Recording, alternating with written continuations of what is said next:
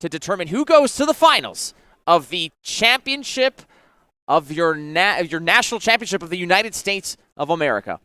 Yes, sir. Yes, sir. I mean, let's kind of settle in here. We do expect a pretty grindy match here. We expect Craig to, come fast and furious with a deluge of arrows, and Charles to meet it with a bunch of defensive capabilities. You have your defense reactions. You have your nice little tiara of leaves, your crown of seeds there.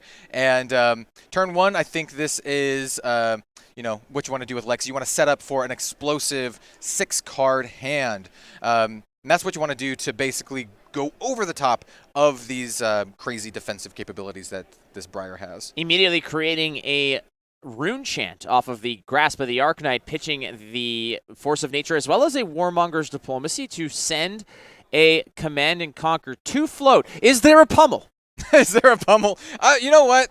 Probably not. Probably not. And by that, I mean, definitely not. We have the deck list. We know he's not rocking pummel. However, this Command & Conquer is still incredibly threatening, right?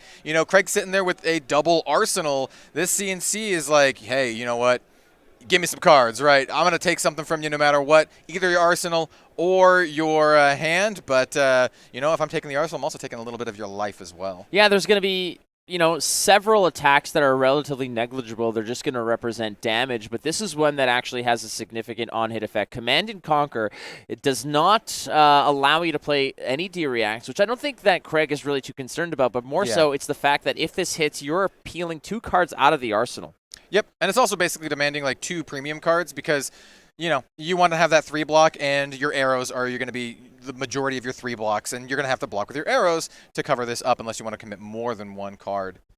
6 damage on the stack here, significant on-hit effects. Craig already, it's a guarantee he's going to be blocking this, but with which cards? He's got the 2 selected, but he just wants to make sure that he's not leaving anything on the table. No variable unchecked.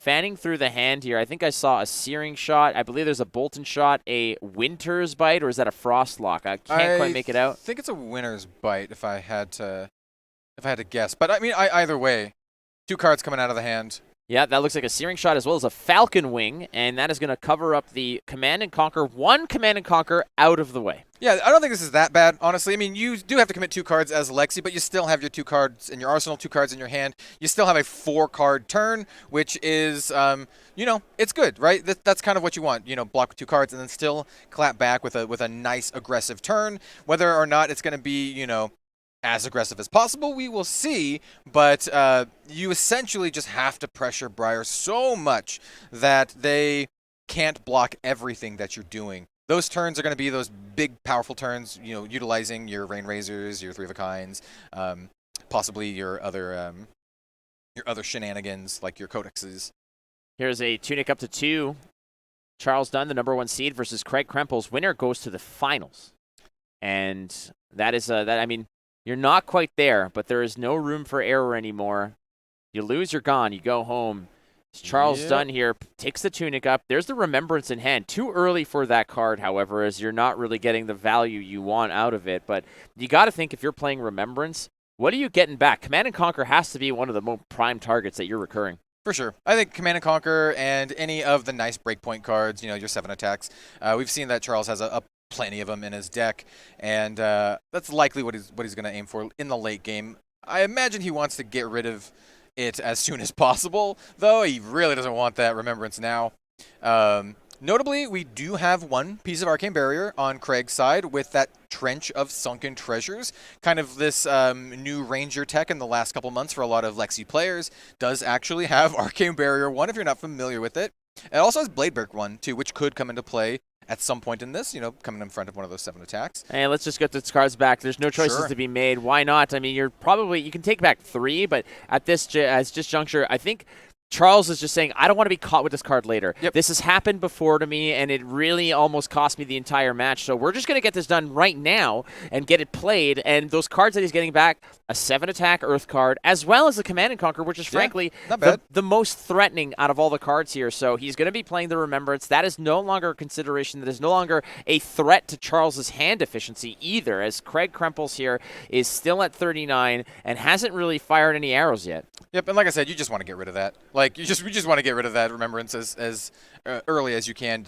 We have a nice little premeditate here. This is a decent little pump that also can set up for a future turn, and those are the kind of things that you really want to do as Lexi in this sort of matchup. You want to set up for future turns where you can have like these big explosive turns, preferably turn after turn.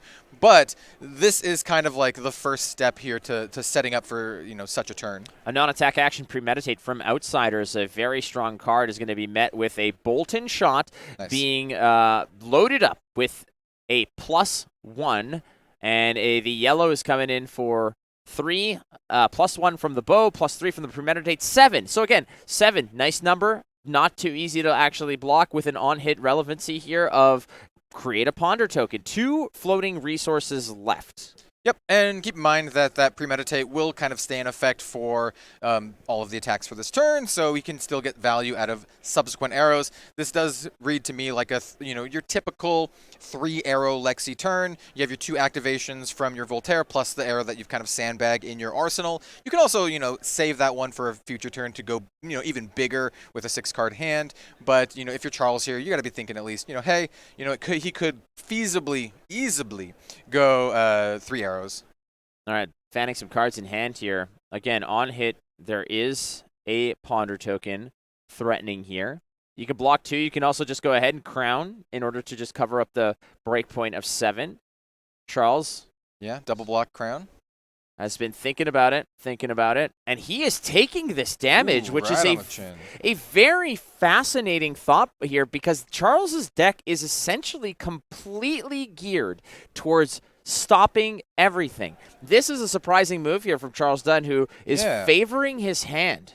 I am very interested to see what Charles has in his hand. I'm literally stroking my chin here, being like, what could have persuaded him to take the 7 as as a deck that wants to mitigate as much damage as possible. I do see a couple of those. What are they called?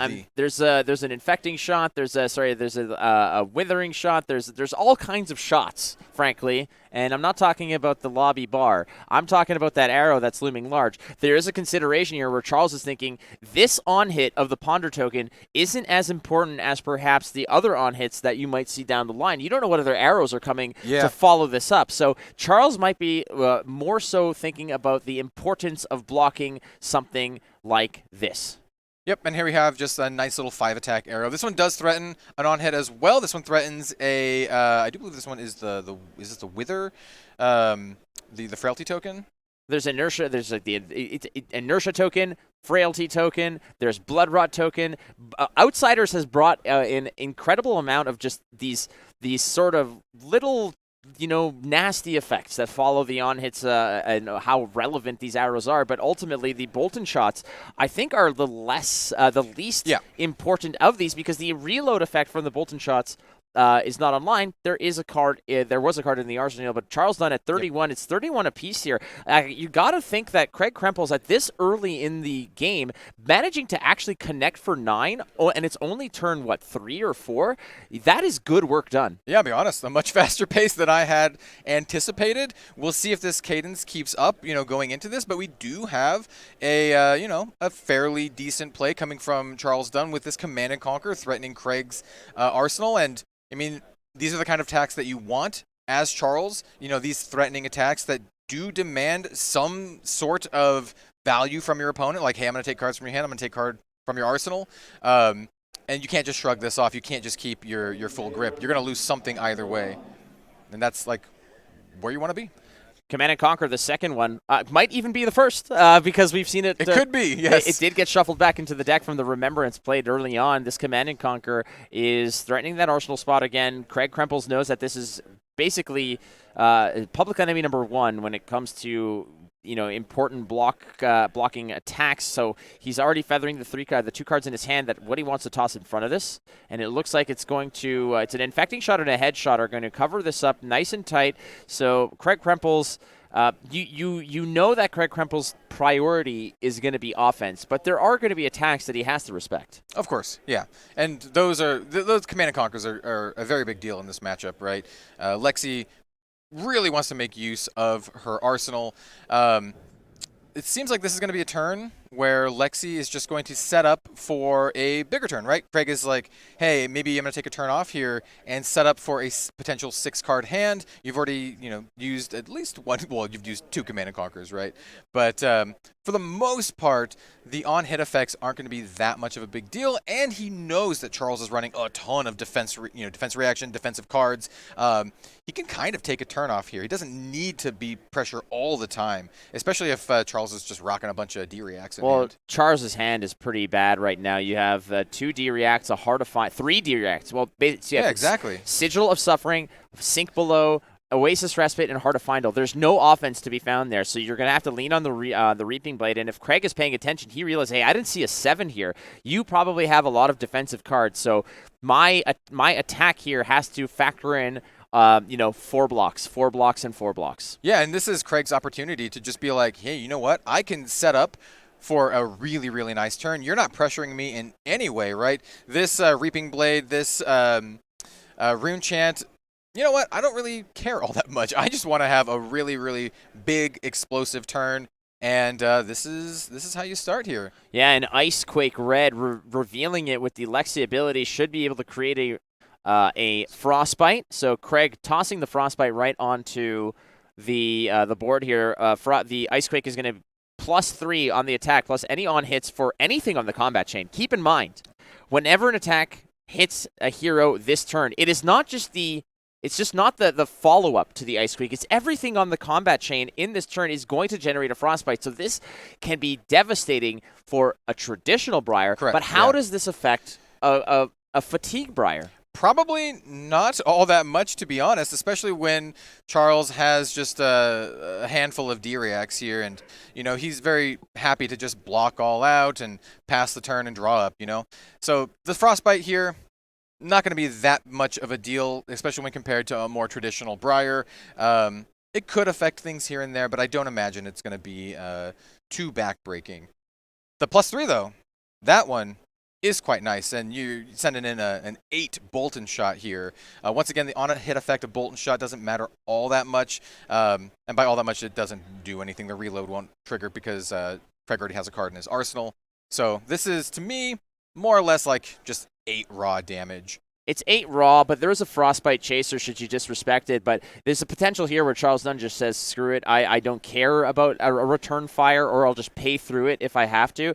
And I was talking to Craig ahead of this match, and I said, how are you going to punch through this? And obviously we talked about it, the number one strategy, which is just make sure that you can, as much as you're going to get exhausted out of resources, if he's playing the Quiver of Abyssal Depths plus the Remembrance and rocking like a 68-card stack, he will have a lot of options to continue this relentless attack. But the other thing he was mentioning was just loading up these fat attacks that an 8 here, either that punches through or the follow-up punches through. It's as much as a process for Craig as it is for Charles. Charles wants a game of attrition, but Craig is going to be the one in the driver's seat that's going to try to get break points and bust through with like 2 or 3 damage a turn where necessary. Yeah, Craig was basically saying that he wants 5 or higher. That's what he really wants. He just wants arrows that deal damage, right?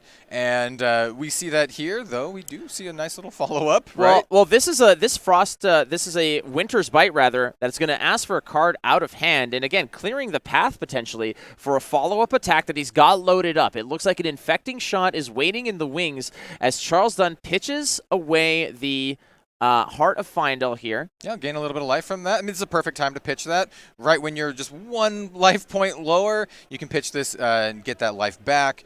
Yeah, and it's a great card to get out of your hand right now, too. You don't want that stuck in your hand. So 1 floating here for Charles Dunn, but it's a drill shot coming from Craig Kempels on the final activation of Voltaire. No float, so you know that the infecting shot is not going to be fired right now. Nonetheless, a 5 spot on the drill shot, and this can connect with the Ironhide legs. It can connect with the rest of the grasp. You can jam a -1 counter on the tunic. What is there any kind of immediate? Did you just jam this on the tunic straight away? I'm not sure. I don't think so. I don't think so, yeah. I think this is a situation where Charles could be like, hey, you know what, maybe my turn's a wash, maybe I block this out.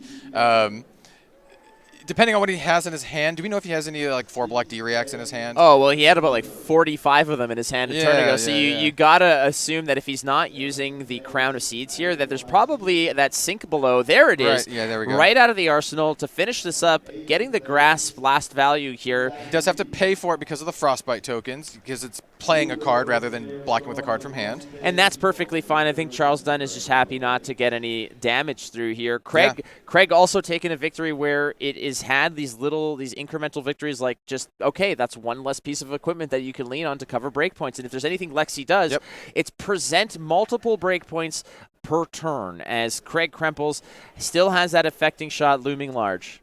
Yep, and Charles, like I suspected, just kind of drawn up, arsenaling his card, and moving on to the next turn where he can hopefully block efficiently and then maybe follow up with a 1 or 2 card hand. I think that's going to be the name of the game for Charles here, just to weather the storm, apply a little bit of pressure, try to pressure Lexi's hand here and there, and get there over this incremental value, this like welling of like card equity.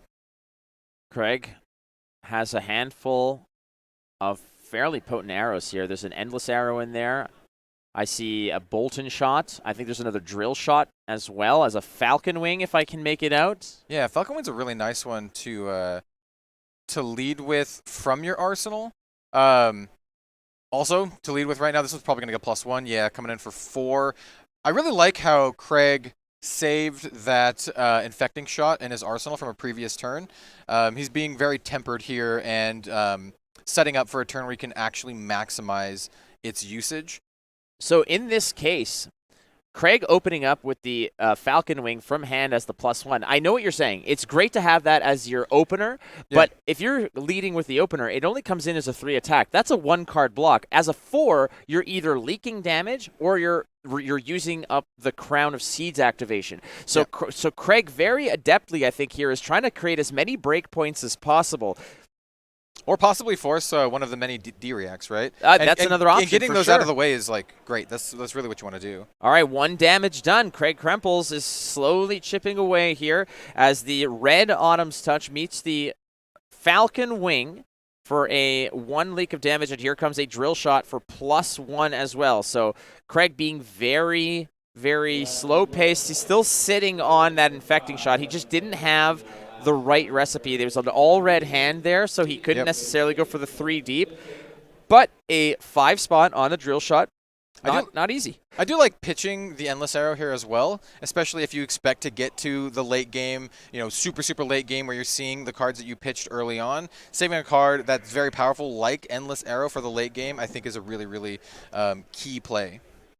Sink below, that might be the 3rd sink below. I could be wrong. It's at least the 2nd one, as the drill shot, again, fails to connect with the Crown of Seeds activation, preventing 1 in conjunction with sink below. 5 block off the 5-spot arrow. What is the return here from Charles? Does he have anything to send back? I saw Come to Fight. There's an Autumn's Touch. So it's going to be Autumn's Touch red pitching the Come to Fight. 7 attack, breakpoints aplenty again. And Craig Krempels' equipment isn't the same equipment as a Guardian, isn't the same equipment as a Warrior. It does not block well. And notably, Craig is running a more aggressive equipment suite. He is not putting in the Perch Grapplers for his boots. He is running those Snapdragon Scalers, so 2 less block, but also a potentially bigger turn. Craig is playing for these really, really big turns. 7 against Lexi is just really, really awkward. It's not entirely worth it to block, and Craig is, in this situation just saying, hey, I'll just take it. I'm not going to waste any of the cards in my hand. I want to clap back and hit you for much more than 7. Craig Krempels, we were talking ahead of this matchup a little bit, and, he was just jonesing ready to go. He wasn't nervous. He wasn't jittery. He's just like, I just want to play. I just would rather be playing cards. He was watching the matches as they were occurring. He was scouting ahead, as it were, and he is very confident in his strategy. He knows what he needs to do. And inertia shot? I do believe this is the one that gives you an inertia token. It is coming in for 5, and that's something that Craig mentioned as well. He's just like, hey, I just want to send in a lot of 5 attacks. The on-hit effect is, I don't want to say more or less secondary to it, but you just want to have these big numbers. You just want to present as much damage as possible. Yeah. I don't think this is relatively tech. I think this is just a matter that Craig has literally taken his entire sideboard and shuffled it into his deck. He is here for the long haul. There's no time limits here. 5 go again. Again, breakpoints aplenty. We're going to already use the Crown of Seed activation, floating 1 prevention here. Yep, and this is going to, let's see, is it going to follow up with a nice little 5? So, like, it's a 5, but it's actually a 6, right? This is a searing shot, threatening just more and more damage. This is the kind of arrow that he wants to shoot in, just pressuring those breakpoints, pressuring the life total, and that's going to be the name of the game for the most of this match, right? Craig is basically waiting for those turns where he can just kind of pop off, as it were, those Rain Razors, those 3-of-a-kind turns. They're going to be a little more few and far between because Craig is loading his deck up with as many cards as he can in preparation for the fatigue matchup, so a little bit less likely to draw into these cards, but when he does, those are going to be his opportunities to really, really push some damage through. Using the Oasis Respite here with the 1 floating, it's going to prevent 4 of the attack. Looks like he's just going to go ahead and take some damage. Why not? Yeah. With the 1 extra from the searing shot, so 2 leaks through. Craig Kempels slowly chipping away. He's done 16 up to now, taken 20. He's traded where necessary in order to actually get some work done. Playing with half a life stack, he's going to draw up here. The Embodiment of Earth goes away. What is the story? Now there is an E-Strike. You best believe this is going to be 5 draw card, as the Arsenal incredibly important here. So 5, draw a card. I do. The arrow, by the way, that eluded my mind was Sedation. It was the one that does create inertia tokens, and this is the exact situation why you blocked it out. You want to have that card so you can arsenal it, don't have to deal with that inertia token. All right, so 5, draw a card from the E-Strike, 1 of 3 viable options, +2 attack, go again, or draw a card. The cost is 0, but you got to dunk a card at the bottom of your deck. So Charles here, again, very much valuing the arsenal, drawing a card in order to replenish it to make full use of that Crown of Seeds as often as possible here. And Craig has to be playing these fat attacks as much as possible. He's got a Command and Conquer in hand. I believe there's a Codex in there as well. Yep, there's a Codex of Frailty in there for sure. And I do believe maybe a couple arrows, maybe a hamstring shot or something akin to that, maybe an affecting shot.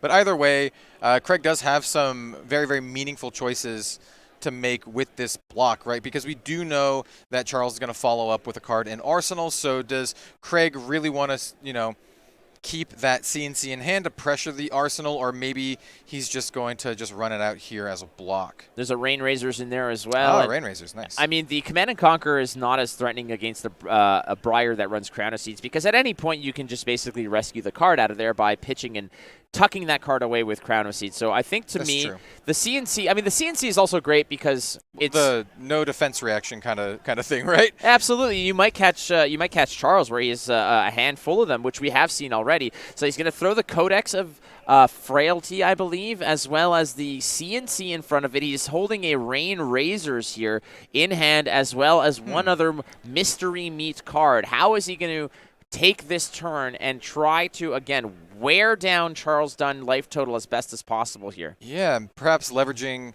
the Rain Razors in hand. Final card going to be used as a pitch. That's another Codex. That is a Codex of Inertia, using it as pitch instead of actually playing it. Yeah.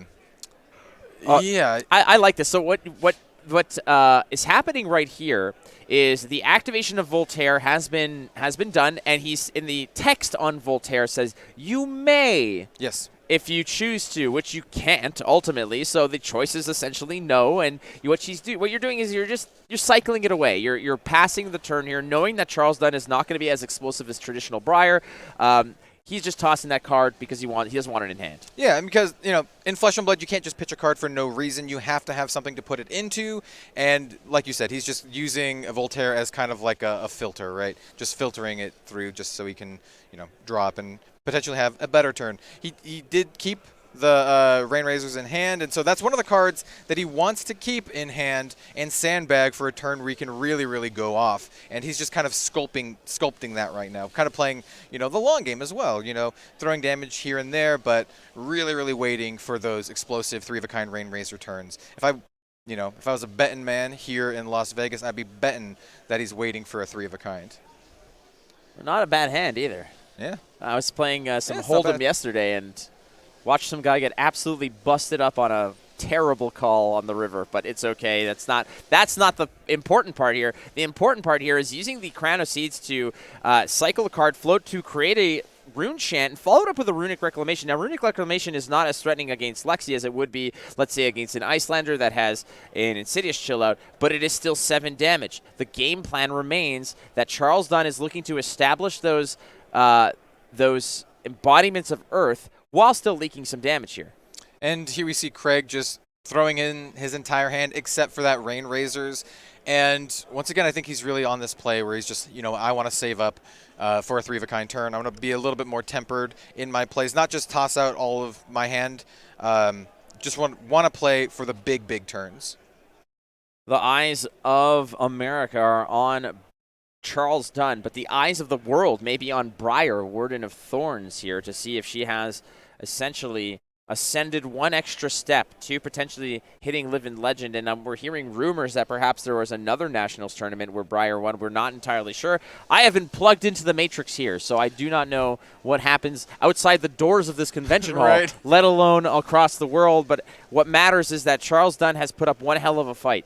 So, speaking of Charles, he just played a This Round's on Me. And this is it's a great casual card, but it's also great in competitive because it allows both players to draw one card, and then also, more importantly in this matchup, makes every single attack thrown at the person who played This Round's on Me get debuffed for one attack, right? And so this is just a straight nerf to all of the attacks that Craig is going to make on his next turn, and basically, disincentivizes him from trying to pop off.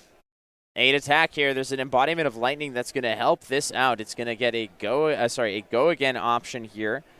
Go again off 8. I mean, that is something that Craig Kempels was hoping to actually cobble together, but he is on the receiving end here of a Runic Reclamation for 8. No auras for him to actually worry about. Nonetheless, 8 damage is representing a shade under half his life total, and he is running out of room here, as Craig Kempels' strategy was to just continue the onslaught, but we've seen him oddly enough, on the defensive. Yeah, I think he's just going to block this out here. And like I said, I think he's really just playing until he can get a 3 of a kind turn, right? He's sandbagging this Rain Razors, and he's very happy to just keep blocking out until he can have that turn where he can push over all of the Briar defensive shenanigans. And as we see, just blocking out with the rest of his hand, except for that Rain Razors. This is so difficult right now because Charles Dunn traded up 1 Runic Reclamation for 4 cards from hand, essentially, with the Reaping Blade swing as well.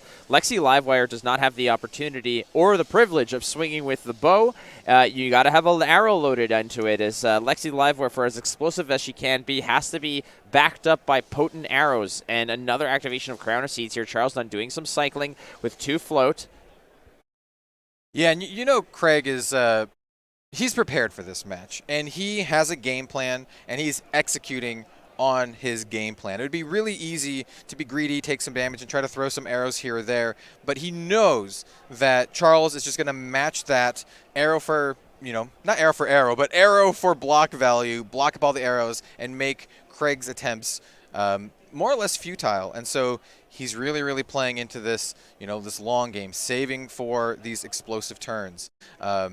And just kind of not necessarily weathering the storm, but taking his time, being patient. Pulse of the Candlehold is going to go ahead and fetch 2 Earth or Elemental cards from your graveyard. Drop them on top of your deck. He's going for those powerful 7 attack Autumn's Touches reds. So Pulse of the Candlehold gets banished, it's gone, but you're replenishing your deck, and not only are you replenishing your deck, you're also jamming 2 potent cards on top of that deck. And you're creating an embodiment of lightning now with the other non-attack action that follows suit. Pitching in terms of, or creating a Rune Chant and following up now with a Reaping Blade for 4. So good work done here by Charles Dunn.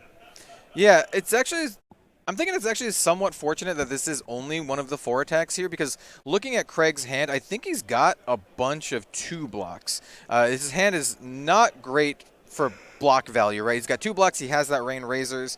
So something like this it's great that it's not a 7 attack is what I'm trying to get at. You can take it on the chin just like he did. Craig Kempels taking the damage here. It's probably go time for Craig Kempels as he has a Winter's Bite in hand. That Rain Razors locked and loaded.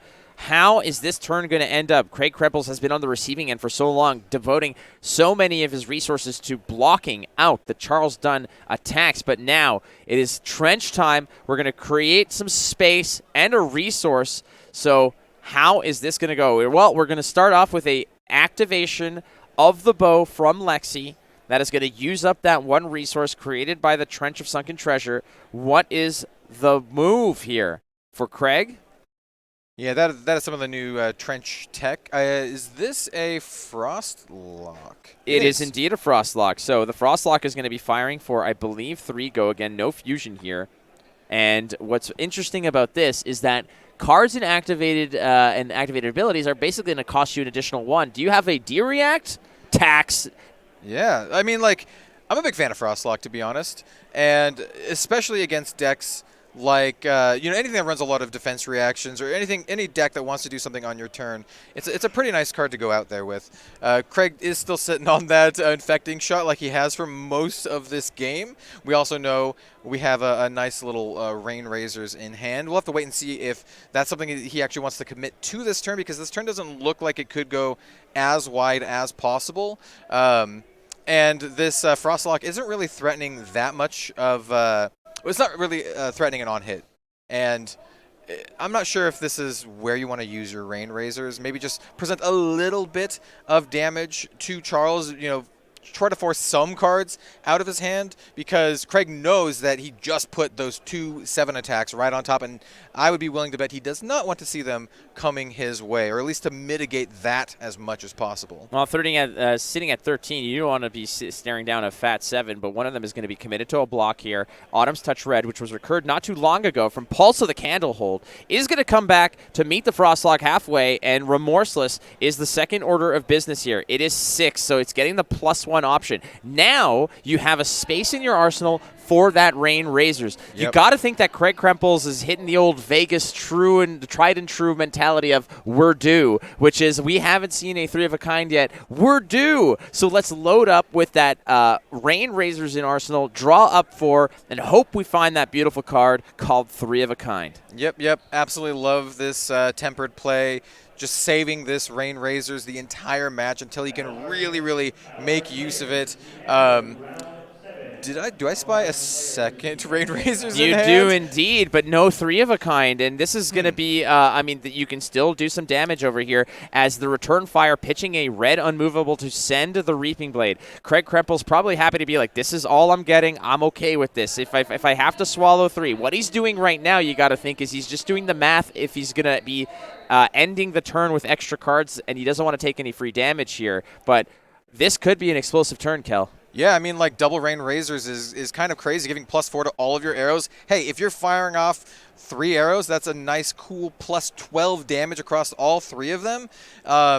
Almost as good, perhaps even better, I don't know, depending on your perspective, as a Rain Razors 3 of a kind turn. So this could be what Craig has been waiting for, has been sandbagging that first Rain Razors for this entire game.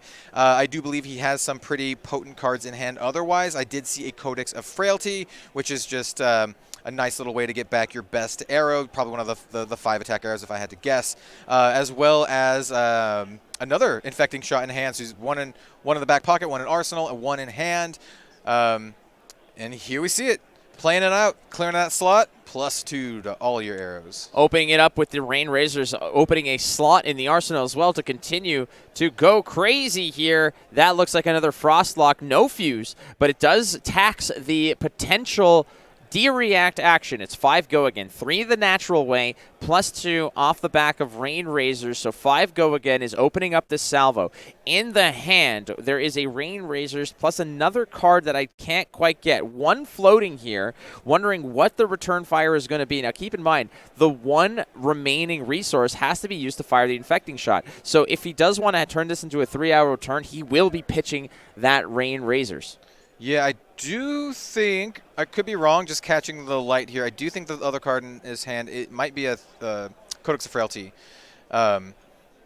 We also, like you said, that Rain Razor's in hand, acting as a combat trick in this situation, being able to pump this Frostlock up to 7.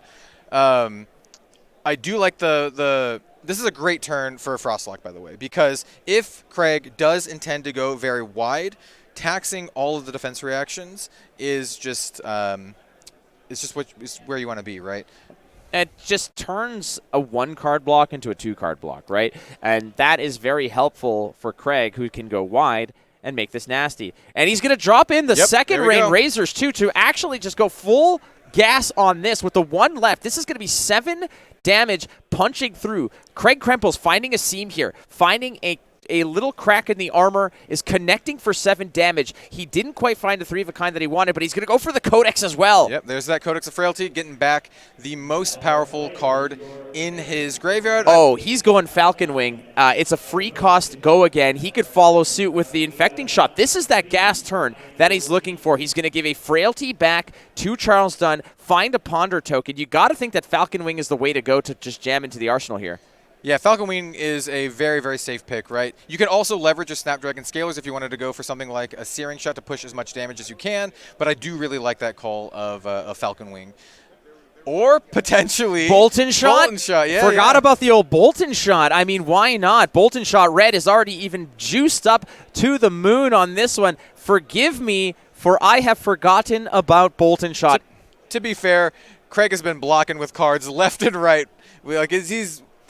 We may have forgotten one of the, errant Bolton shots that got discarded, but now back in the limelight, back in action, coming in for a cool 8. And we do know one resource still floating. This is not the end, right? We still have another potential 9 damage dealing infecting shot, also threatening a Blood Rot Pox. This is exactly what Craig was waiting for, being very, very calm, being very, very tempered, sandbagging that Rain Razors for the entire game, waiting for another power card to pair with it, a second Rain Razors in this case, and just absolutely maximizing his the value that he's gained from being so patient. The chapter 1 of this story that Craig is describing here is a Frostlock, which is also taxing all the D-reacts that Charles Dunn is going to be leaning on to just stay alive. It's making it very cumbersome to properly and efficiently block these attacks. It is not about on-hits. It's about sheer damage and finding those breakpoints to just get closer to the finish line. Frostlock came in for 7. The prologue of this story was that initial Rain Razors. Oh, wait, addendum.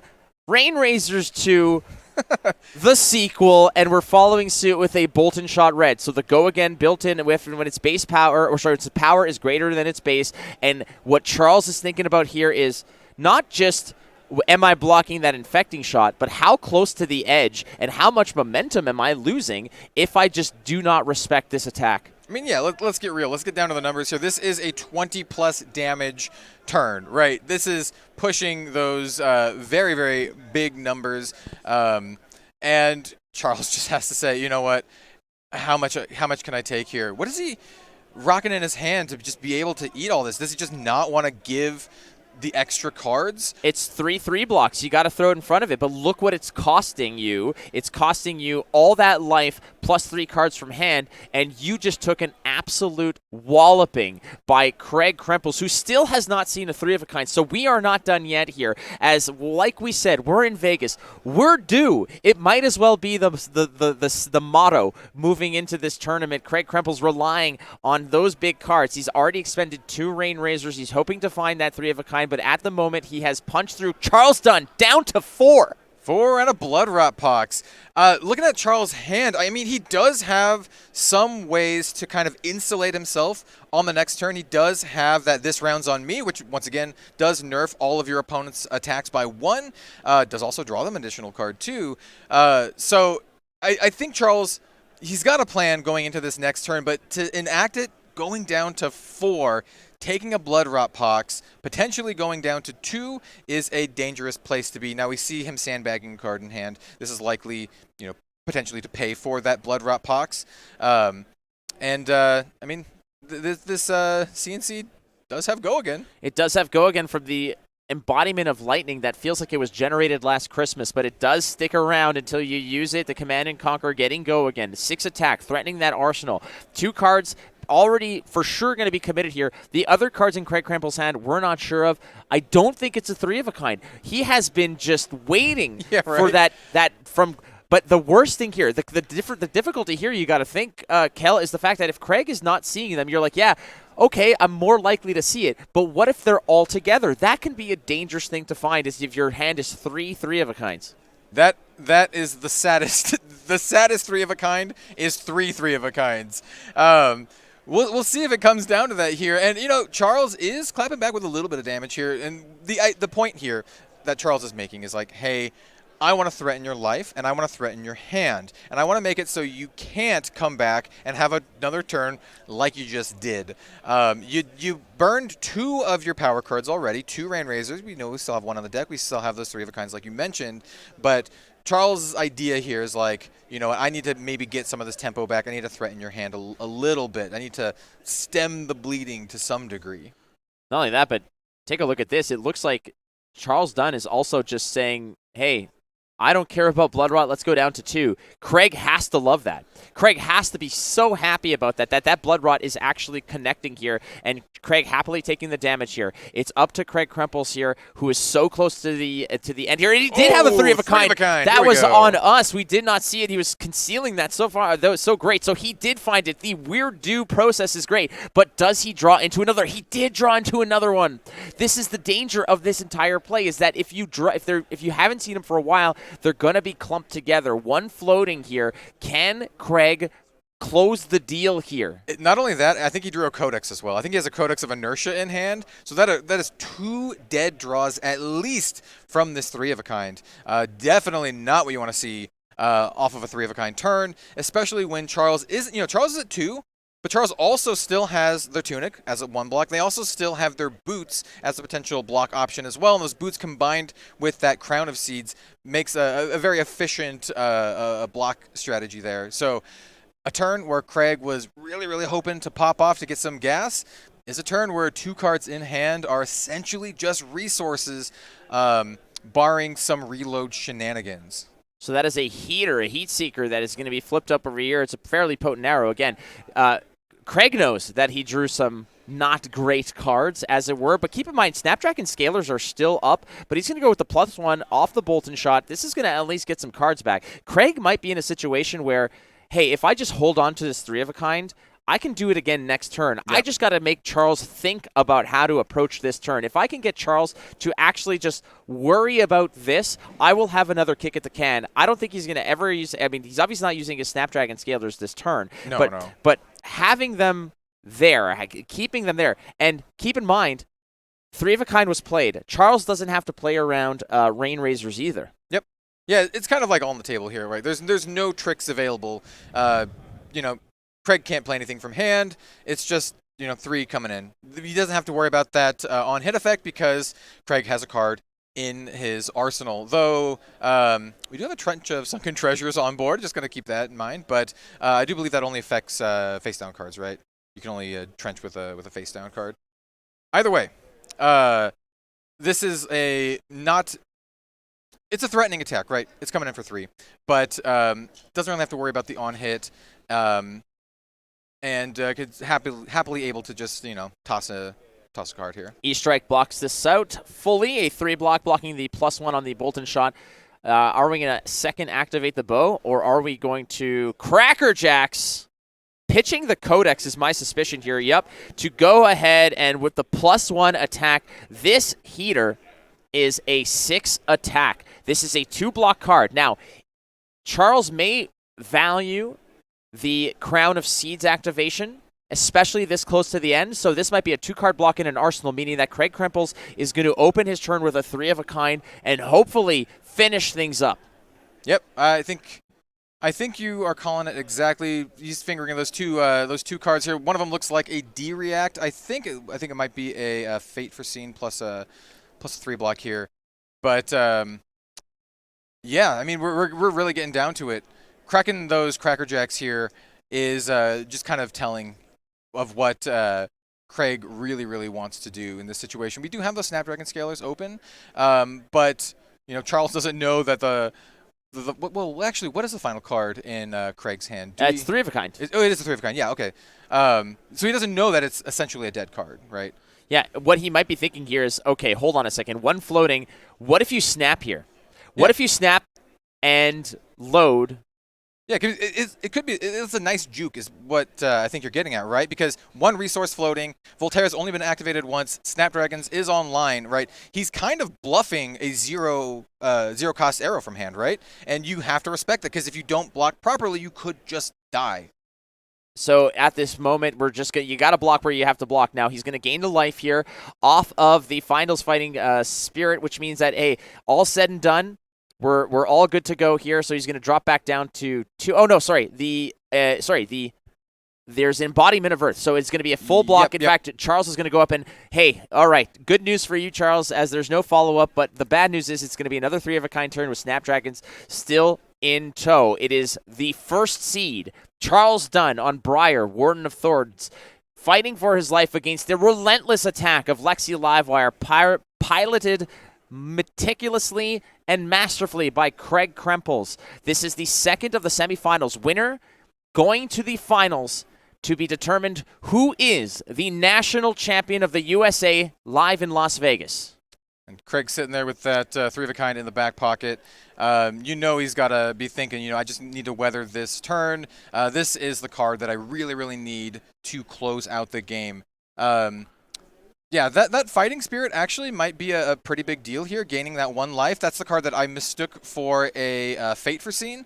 So, that 1 life is, very, very important when you're just kind of like nickel and diming it here for 1 point here or there. Oh, what a start here for Craig Kempels, opening up with a premeditated into a 3 of a kind. He has 2 float. He's got a +3 pump. He is looking to close this out. He's drawing them one at a time. He found a remembrance. That is difficult to digest, but he did find some other arrows involved as well. But this premeditate is going to pump that first arrow by 3. What can he cobble together here? That remembrance that haunted Charles Dunn in so many games is now back to haunt Craig as that 3 of a kind. They haven't been clean. The first 3 of a kind yielded another 3 of a kind. This one yielded a remembrance. Craig has to be thinking that this is the turn to get things done. Yeah, and he's moved it to the front of his hand. He's got another 5 attack arrow here, and that's exactly what he needs. He just needs arrows that deal as much damage as possible, and this Heat Seeker it perfectly fits the bill here. This one is going to get that go again off of the Voltaire to maximize this, and so if you're Charles here, you got to at least be prepping for a second clapback. Now, there is some efficiency to be had here. You can use the Tunic to activate the Crown of Seeds, get the Prevention, get another card in hand that you can block with. That's great. On Craig's side of the Silver Lining, there is no embodiment of Earth that you're going to have to navigate. But at the same time, big unmovable from Arsenal. What a match. That is a perfect answer, to be honest, to this big 8 attack. For me as a Lexi player, when you have these rare large attacks and your opponent meets it with that unmovable, it does feel just like that art depicts, this absolute stalwart, shield wall.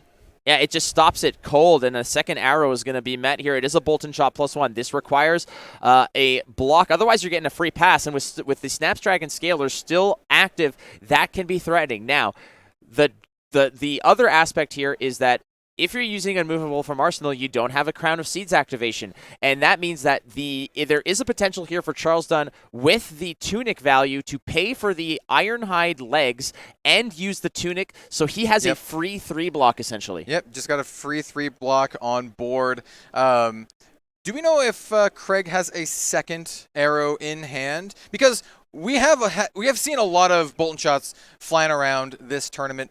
A lot of the time, Lexi already has a card in Arsenal to not make use of that reload, but this is one of those situations where, if Craig does have another arrow in hand, it could mean for yet another arrow. Even better, if it's a Codex, you can load up the Codex and circumvent the 3 of a kind value, not to mention peel a card out of Briar's hand. So there's a lot of opportunity here for Craig, should Charles choose to just not not care about this Bolton shot. So we're going to see how this goes. There is a situation here where you could float the resource from Tunic, use it to cover up the breakpoint of 4, and then if he does otherwise, you can still float that, use it to. I'm trying to get to this where it's. If Codex puts a card in your arsenal, yes, you could then use Crown of Seeds to rescue it. So Codex isn't a death sentence because you could always go ahead, use the Tunic value to actually recover that card in hand. So there are options here. Yep, but that's all given that Charles actually even lets this hit to begin with. He might just respect the card and respect that on hit so much that it just covers it all up. Craig Kempels, not a stranger to high-stress, high-stakes games. He's been playing TCGs at high levels for many years. This is just another day at the office for Craig Kempels, and he is looking to just check out early. He wants to get home. He wants to finish this out. He's got a finals to worry about. But Charles Dunn, who has been the talk of the tournament, in my opinion, with this New Age Briar Stonewall Fortress of a deck, is not going to go down without a fight. And frankly, Craig Kempels at 4, Charles Dunn at 3. This is not over yet. Charles has done an excellent job so far of just standing pat against a relentless attack of arrows and codexes and blood rots and frailties. Yeah, I mean, like, weathering through a double Rain Razor's turn is no small feat. And here we see, like we talked about, we're going to be using that Tunic resource to pay for the boots and just kind of get a nice total block out on that. Definitely respecting the on-hit effect from that Bolton shot, and I think that is the absolute perfect call to make right there. All right, so it looks like that's the end of the turn here. Craig Kempels is going to load up, draw up, and frankly, Charles with 2 cards in hand, and if he wants to, again, if he wants to lean on that Crown of Seeds, he can't really attack back with more than a Reaping Blade. Yeah, I mean, that's definitely true, and we've seen in his hand he does have at least a Warmonger's Diplomacy. I can't remember exactly what the other card is, but yeah, I mean, just going into this with a what I'm trying to get at is Reaping Blade it's not lethal, right? So it's an attack that is fairly threatening, but if Craig's hand is a banger, Craig can just say, hey, you know what, I'm just going to take it, go to 1, and then try to win the game in one fell swoop. There's an Art of War lurking about, the first one that we've seen, and that could be used as a little bit of a combat trick. I do believe that might be one of his only Art of Wars, if not the only Art of War in the entire deck. Hey, and you know what? It might come in and might change the complete dynamic of this game. So Art of War in hand, there is a, if I'm not mistaken, it looks like is that a Winter's Bite? Is that a Winter's Grasp even? Yeah, paired with 2 of, so we have Infecting Shot, and it might be another Sedation Shot. Yeah, but those are 5 attack arrows, and you have a blue in hand. You have the fuel to actually make a nasty turn. Now, this is a Reaping Blade followed suit with a Rune Chant, so Craig has to respect this. So a card is going to be given up here, and Craig is most likely going to be going down to going down to 3. Yep. Probably, just take the Rune Chant and toss the 3 block in front of the Reaping Blade here. This is the way to do it with a hand like Charles had. Like I mentioned, just the Reaping Blade alone isn't enough to do anything. But, you know, add in that little bit of Rune Chant spice, and it changes things up quite a bit. Will Force, a card from Craig's hand, and that's exactly what you want to do in this situation. You can't let him keep a 4-card hand, because that could spell doom. Charles Dunn has been a puppet master when it comes to control decks. He just lives in those slow grinds. That's where he thrives. And this is the kind of grind that he wants to be in. He knows that he has the tools to weather the most relentless and potent of attacks, as Lexia Livewire, piloted by Craig Kempels here, has been just firing and firing. We haven't seen an Endless Arrow, I don't think. No, we haven't. And I'm just kind of like thinking about what Craig might be considering here. So Art of War is a little bit awkward, right? It doesn't block at all. It costs 1 resource to play. You do get to draw 2 cards from it, but only if you banish an attack action. So like, just in terms of raw card equity in his hand, it doesn't really work out as much unless he leverages that Trench of Sunken Treasures resource with a card in his arsenal. So, I mean, like, this could be a turn where you trench, then you play your Art of War, banish one of the arrows, and draw 2 more, and, like, just hope that you can get there. Or just leverage the card from your arsenal, like this nice little Falcon Wing, a great one to start out with, just a 0 for 3 go again. But this could be a way to use it. I mean, like, so the other option here is to use Art of War as a combat trick. You can give +1 to all of your arrows for the turn, and then just make blocks awkward, or you can also sandbag it for a later turn. 3 go again. Falcon Wing coming the old-fashioned way right out of the arsenal. No help from the bow, but that's a good thing if you're Craig, as you have 2 other activations of the bow, meaning that this can be a 3-wide attack if necessary. Go again off the Falcon Wing. Built in, comes stock. And each one of these arrows now are basically representing lethal, as Charles Dunn, with an arsenal available and Crown of Seeds, can go ahead and do a little razzle-dazzle to just protect his life total as best as possible. He's got a come to fight. He's got a 2-block with Scar for a Scar in hand as well. I think that I saw a Sift and a Finals Fighting Spirit. My eyes could deceive me, but I believe that's what we're rocking and rolling with right now. Lexi Livewire, oh my goodness. This could be. Oh no! Oh no! But hold on, it's not that simple because D-reacts, right? Well, D-reacts. Find the Crown of Seeds. Yes. Craig is just licking his chops, saying, "Okay, you're going to 1. I Art of War. You use your Crown of Seeds. Is it worth it?" Oh, it's such an interesting call here. Like, do you just go for it? Do you just make him go through the motions, right? Oh, I think what he's trying to set up here is he's trying to go to 1 so that he can get some value off the Finals Fighting Spirit. I think that's what it is. He's trying to turn his 2-block into a 3-block. That is most likely what's going on here. And having a card in Arsenal might have been the saving grace here, because knowing that Craig Kempels has an Art of War in hand, this could have been lethal. That Arsenal is the entire life of Charles Dunn as he goes to 1 here.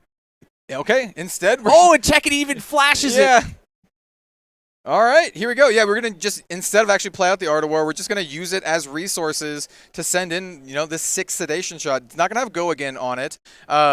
We still have Snapdragon Scalers available. Charles doesn't know that the card in hand is a 1-drop arrow.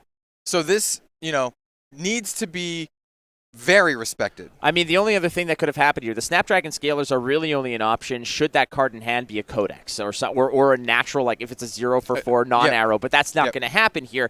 Ultimately, what Charles understands here is that this is a 6 attack. It's going to take 2 cards out of my hand, and then I'm going to have to wait until next turn. Charles Dunn has done an exceptional job of staying alive. Craig Kempels, absolutely relentless. He had a plan, but in reality, this game has, I know we're pushing up against the 1 hour mark, but I think this game is actually going a lot quicker than we would have thought.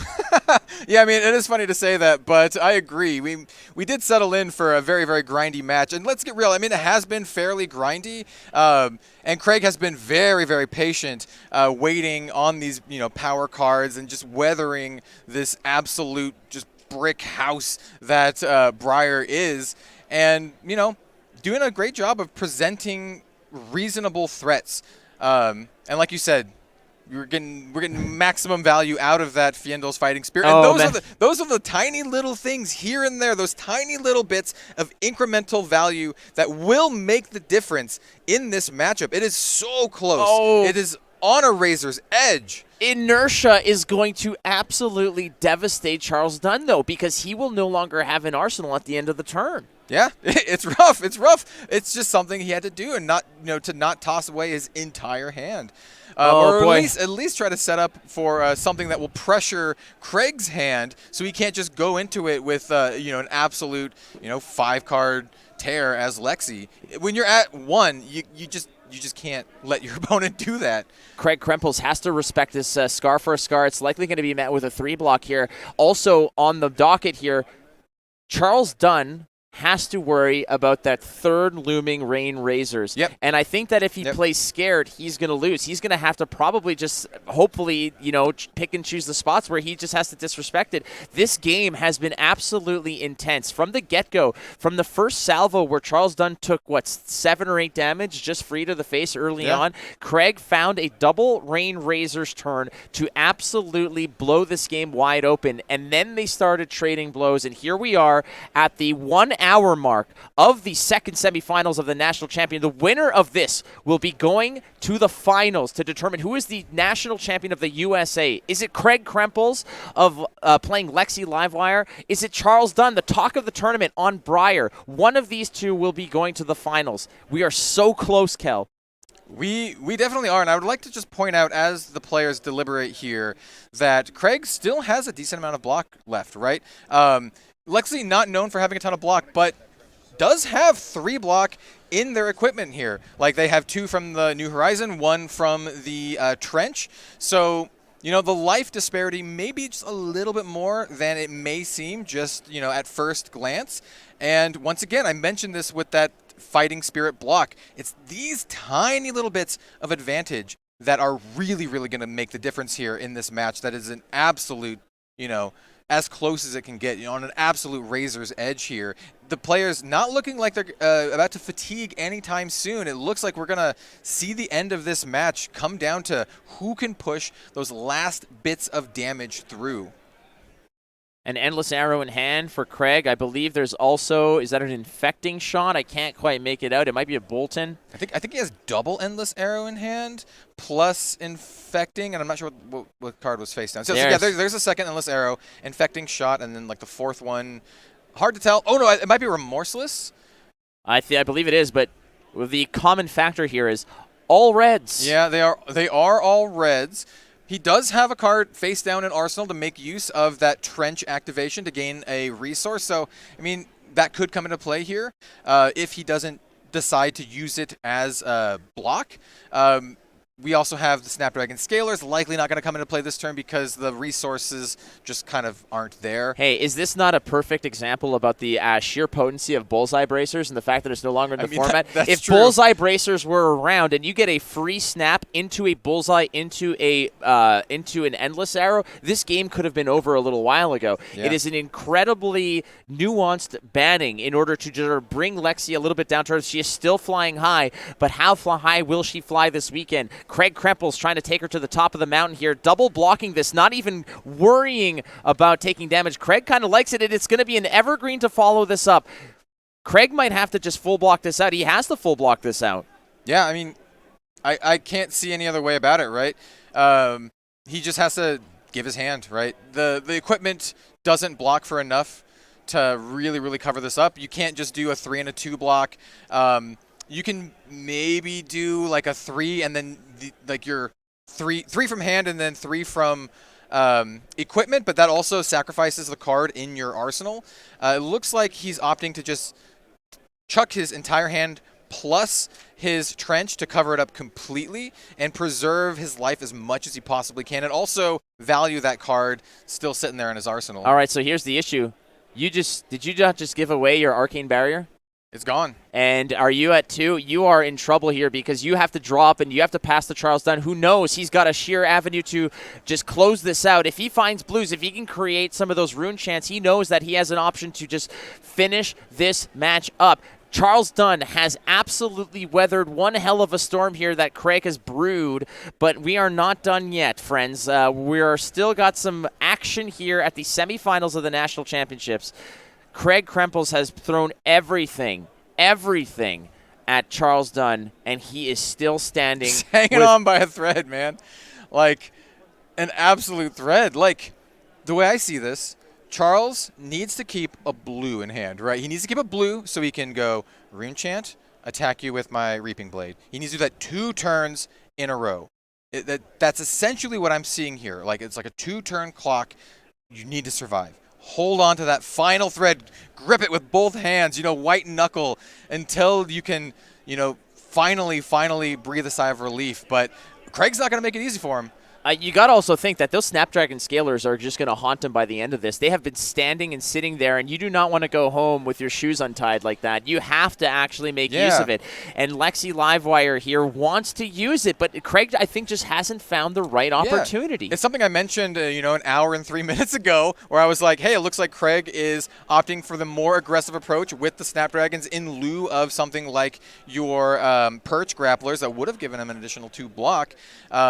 And those Snapdragons are just kind of sitting there pretty sad. All right. I mean, this is a very pivotal moment. Take your time on both players. There's no clock on this other than just to keep track of where we're at. It's still Sunday. Right. I mean, still got daylight to burn, baby. We got a national champion to crown here this weekend in Las Vegas. Charles Dunn trying to be the one to bring Breyer over the top. Charles Dunn has done an exquisite job of just putting up the wall against everyone, picking up where Oldham left off to the muffled cheers of few. To the chagrin of myself, to be honest. So, Flake, going into this match, I think we expected it to be pretty grindy, maybe pretty close. Did you expect it to be this close? I thought it was definitely going to be a situation where Charles was going to have his life total, one damage here, 2, have those explosive Rain Razors turns where maybe he takes 6 or 7. But I didn't expect the absolute onslaught of that double Rain Razors turn that Craig stitched together masterfully. Yeah, and here we have a turn where, unfortunately, Craig had to both lose his arsenal because he had to block with his New Horizon. So just giving up a bunch of equity there. But oh, it's a 3-of-a-kind turn. This could change everything. 2 float. Craig Kempels is still alive here. He's going to go ahead and draw 3. What does he find? He finds an arrow. A Winter's Bite is not what he wants to see. And a Codex. That's not great. That's not great, to put it lightly. Craig has been whiffing quite a bit on these 3-of-a-kinds. Just 3-of-a-kind after 3-of-a-kind, unplayable cards from hand. That is like I won't sugarcoat it. That's a heartbreaker if you're Craig Kempels here. Is that a Frostlock? I do believe. Now let's take a look at it. There is an opportunity here. You play the Frostlock, you fuse it, you give it the +1. You threaten the Snapdragon Scalers. So, you might be in a position where Charles Dunn might actually be playing a little scared here. Yeah, so if it is a Frostlock and you are able to fuse it, it would come in for 5 because you would get the +1 from Voltaire. And 5 is a nice number to come back on, even on a whiff like this 3-of-a-kind here. Craig might not want to fuse it because he might not want to give away the information that it's a Winter's Bite in hand. Oh, he's showing it. Oh, he's got it. There you go. Here's the Winter's Bite. Get +1. Flashing the passport. Yeah, and like I said, coming in for 5 here. It's all on the table. So Charles knows what's going on. Like, Charles knows there's not going to be another arrow coming. He knows that the card in hand is unplayable because of the 3-of-a-kind. So now Charles just has to make the right call with the information that he has available, which is perfect information, and just say, okay, what are my most advantageous blocks here to then be able to threaten my opponent? And like we mentioned it before, Craig is kind of on like this 2-turn clock. Oh, I love this. I love this. He's pretending that he's got a play here. He's loading up. He's kind of faking here. He's given the old bluff, like, do I fire this arrow? Do I want a 6-card hand? What do I want to do? Craig knows what's up. He's going to go ahead and he's going to use it on that regard. So Charles Dunn was sort of sitting on the razor's edge here. Craig playing both flesh and blood and mental gymnastics. Right. It's insane. So this is a quiver of... is it Sunken Depths? Abyssal Depths. Abyssal Depths. It is the Quiver of Depths. It's the Quiver of kind of remembrance, right? Quiver of getting some cards back. And, yeah, it's just a great way to get that card out of his hand, to be completely honest. He doesn't want that in his arsenal. He doesn't want it in his hand. He wants gas. He wants some arrows. He wants some 3 blocks so he can block effectively against whatever Charles is going to come back with. And keep in mind here, if Charles had taken the route of, like we mentioned, pitch a blue, create a rune chant, swing Reaping Blade, this would have been his game-winning turn right now. But he had opted to send a 7 instead. Craig found a 3-of-a-kind, did not get anything of value. Got a Frostlock and 2 rags on that one, and unfortunately, that's not the case. It is back to Charles. Charles doesn't have an attack. I believe he has a Force of Nature and a Whisper of the Oracles. There's a D-React, I believe a Fate Foreseen in Arsenal. So his only opportunity here is to go with the with the activation. Oh, no, he's got an Evergreen. Oh, so it's another 7 coming on in. Interesting, once again, that he's opting for the 7 attacks instead of the Rune Blade plus the Reaping Blade to push through that guaranteed arcane damage. Perhaps he's thinking, hey, the 7 is a high enough number, a high enough breakpoint, so I can threaten my opponent's hand to maximum effect. 7 guarantees 2 cards. Reaping Blade guarantees 1. And I think that's what he's saying. He doesn't want to give Craig a situation where he has 3 cards and maybe loses. I think he's saying, I just need to buy time and maybe you brick. But those brick turns did happen. I mean, perhaps it's all just in the benefit of hindsight, right? We can make these these sayings now were like, hey, you maybe should have done this, but in the moment you have to plan ahead, and if your opponent doesn't have those massive whiffs like Craig did off of the 3 of a kind, it could have been absolutely devastating, right? Evergreen, not from Arsenal, so no recursive effect. We know it's a 4-block D-react. Craig's tossing the kitchen sink at this one, doesn't want to even play around. Let's not worry about it, because if you take one, you're dying to a rune chant. So it's going to be a Winter's Bite. Take a card out of a hand. This is the best that he can do, but there is a go again, and there is a codex, my friend. There is a happy ending here, potentially. Maybe. We have yet to see who's getting the story in their favor, right? It's still really, really down to the wire. This is a Codex of Frailty, an absolutely fantastic card. Craig's going to be able to pick the best card from his bin. Endless Arrow. I mean, it's going to be a 4 attack, and at this rate, Searing Shot doesn't do you any help. Yep, no, Searing Shot doesn't really do much here. Honestly, the on-hit effect doesn't really matter all that much, because the on-hit effect in this situation is you win the game. The tough part here is that, yeah, it's going to be an Endless Arrow, but look how clean this block's going to be. Charles Dunn doesn't have to worry about a 3rd Rain Razors. He doesn't have to worry about it. It's going to be a Fate Foreseen. Meeting in the middle here. This has been riveting. We're at the 1 hour, 10-minute mark. This could have been over about 20 minutes ago. Both players are fighting tooth and nail to stay alive. Again, the stakes as high as they can be up to this point. All right, so Charles Dunn, looking at his hand, he has a Come to Fight. He has a E-Strike. Just send in 7 attacks. Left and right. Let's see if this is going to be a 7 or it's going to be a go again. It's going to be a 5 go again here, because if you're holding on to a blue, you're going Rune Chant into your weapon here is my assumption. Now, that Frailty token means that the Reaping Blade is coming in for 2. Yep. So that means you can commit a 2 block should you have to. That's at least a little bit of a a silver lining. It's still lethal. It's still lethal. Craig knows that he needs to probably convert on his next turn, but it's going to be with minimal resources here. Charles Dunn, resilient to the end. An hour and 11 minutes of absolute mastery on both sides. Yep, and here we go. Like exactly what we said. Rune Chant plus Reaping Blade, pushing in 1 point of damage, taking Craig down to a perilous 1. This is down to it. We are basically on the last 2 turns of the game here, unless Craig can take Charles' entire hand, or if Charles doesn't draw any blues at all. Oh, no. Oh, I see it. If he's holding on to a Rain Raise. Oh, no! There we go.